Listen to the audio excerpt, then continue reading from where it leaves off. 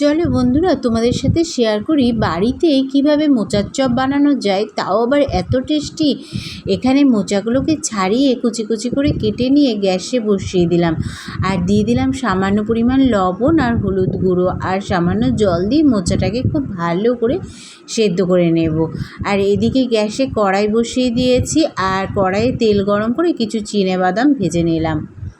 আর ভাজা হয়ে গেলে তুলে নেব। আর ওই তেলেই দিয়ে দেবো 5 ফোড়ন, শুকনো লঙ্কা আর একটা পেঁয়াজ কুচি।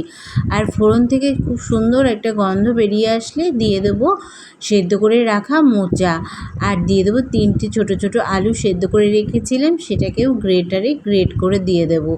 আর গ্রেটারে গ্রেট করে দিয়ে দিলে আলুর মধ্যে যে দানাগুলো থাকে সেগুলোও খুব ভালোভাবে ম্যাশ হয়ে যায়।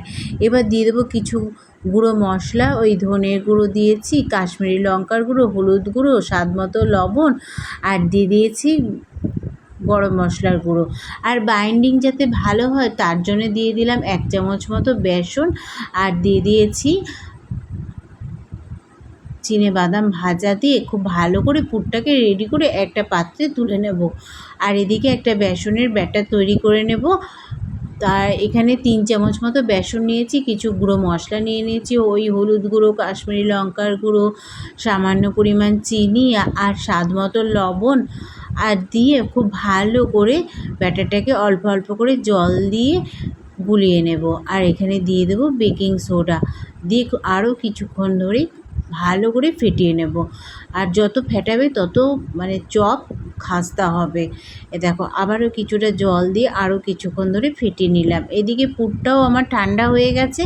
এবার হাতের তালুতে তেল মাখিয়ে কিছু কিছু করে নিয়ে আমি চপের আকারে তৈরি করে নেব। দেখো এইভাবে চপের আকারে তৈরি করে নেব। আর আমার এখানে এই পুরটা থেকে হয়েছিল আমার 6টা মতো চপ। এই দেখো,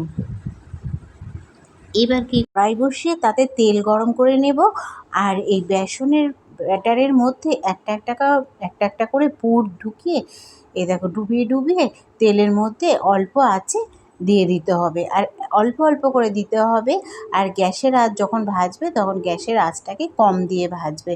আর কম দিয়ে ভাজলে তাহলে ভেতরটা কাঁচা থাকবে না, আর ওপরটাও পুড়ে যাবে না। দেখো একেবারে সমানভাবে ভাজা হয়ে যাবে।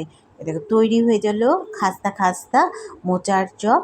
আর তোমরাও বাড়িতে বানিও। আর বৃষ্টির দিনে এরকম মোচার চপ আর চায়ের সাথে আর মুড়ির সাথে খেতে দুর্দান্ত লাগে।